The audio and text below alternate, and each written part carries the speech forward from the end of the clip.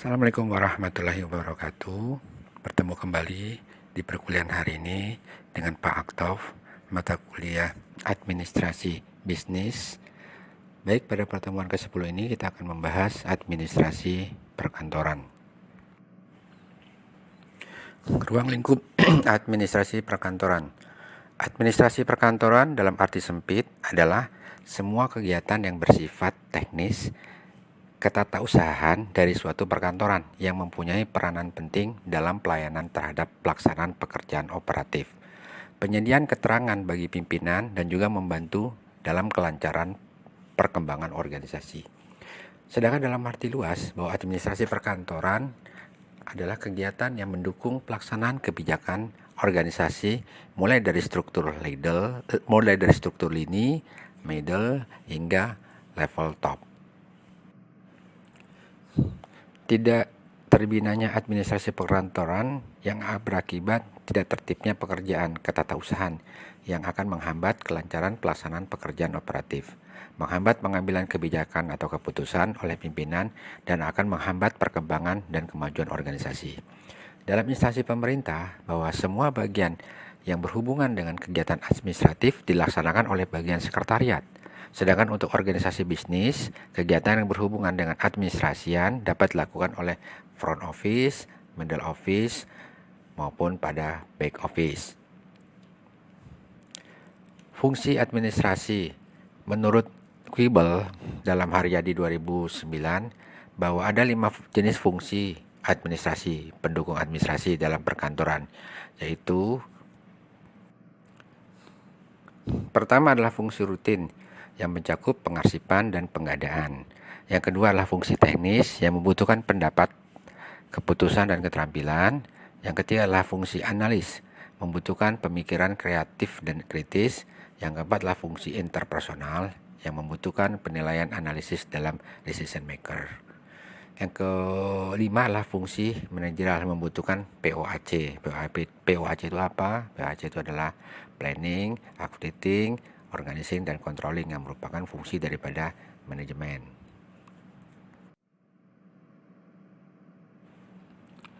Baik, selanjutnya kita akan bahas tentang kesekretarisan dan kesekretariatan. Bedanya apa sih? Kesekretarisan adalah suatu organisasi yang melakukan rangkaian kegiatan penataan terhadap pekerjaan perkantoran dan bantuan lainnya yang dilaksanakan sebagai kegiatan penunjang supaya tujuan organisasi dicapai dengan lancar. Sedangkan kesekretariatan adalah segala kegiatan yang dilakukan oleh sekretariat. Jadi kesekretariatan menyatakan kegiatan dan tata kerjanya administrasi kesekretariat, keseluruhan proses pelaksanaan rangkaian kegiatan penataan terhadap pekerjaan perkantoran, dan tugas-tugas bantuan lainnya dalam menunjang kelancaran pencapaian tujuan organisasi.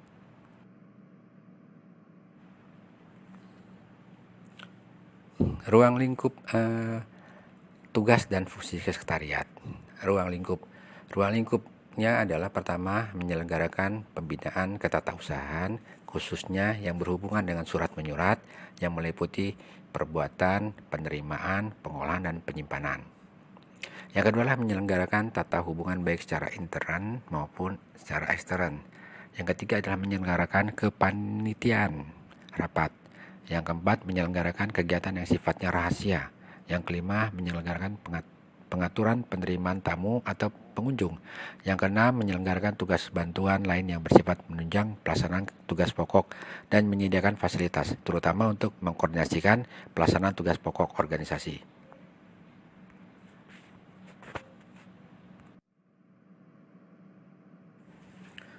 Baik, yang kedua kita akan bahas dengan fungsi tugas administratif kesekretariatan. Pertama, dalam pelancar lalu lintas dan distribusi informasi segala pihak, baik intern maupun ekstern. Yang kedua adalah mengamankan rahasia perusahaan atau organisasi. Yang ketiga adalah mengelola dan memelihara dokumentasi perusahaan atau organisasi yang berguna bagi kelancaran fungsi manajemen.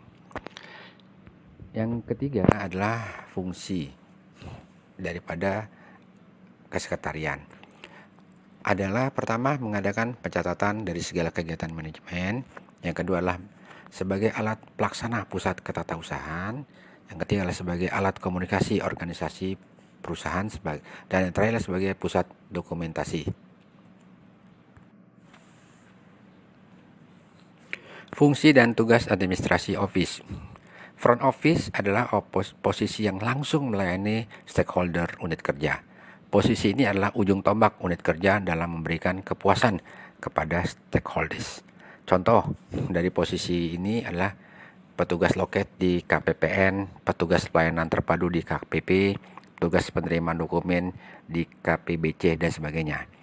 Middle office adalah posisi yang memberikan jasa supporting langsung kepada frontliner, tidak secara langsung berhubungan dengan stakeholder.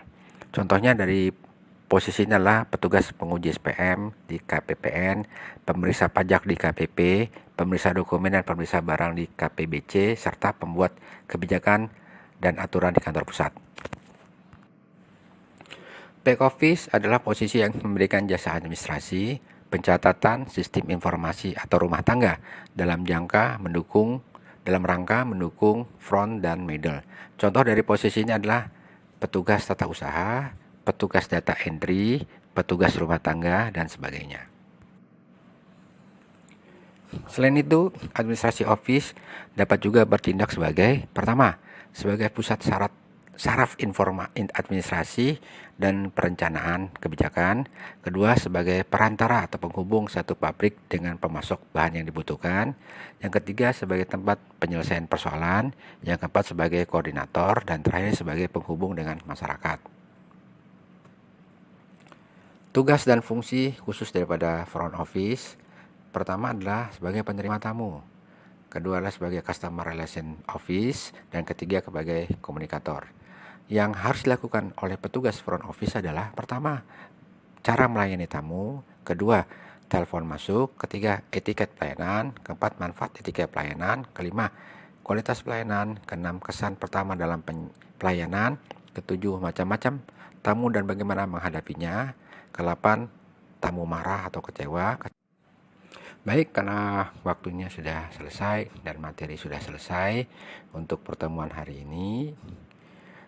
Sebelum Pak Oktav akhirin, jangan lupa di subscribe video pembelajaran ini di YouTube dan di like, dan jangan lupa memberi komentar hadirnya Anda hari ini. Nanti Pak Oktav akan absensi kehadiran hari ini.